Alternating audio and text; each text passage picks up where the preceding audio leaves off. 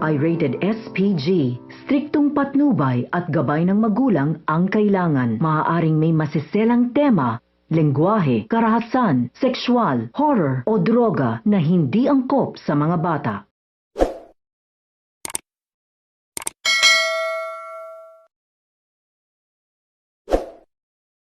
Hello mga kapuso and welcome back to my channel. So ayun na nga, masayang-masaya si Menchie dahil nagkaayos na sila ni Perry. Pinagsabihan naman ni Monica sina Nate at Jenny na mag-focus muna sa kanilang mga karir. Miniting ni Monica ang Yumi para i-remind ang mga ito sa kanilang terms in contract, lalong-lalo na bawal silang mag-boyfriend. Samantala, kakausapin ni Monica si Dara tungkol sa kanyang pakikitungo kay Menchie, lalong-lalo na kay Jenny.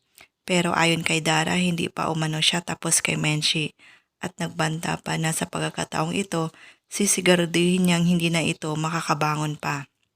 Aabangan natin mamaya mga kapuso dahil may pa-live interview si Dara dahil gusto niya nang matapos umano ang matagal na issue nila ni Menchie at gusto niya malaman na ito ng lahat.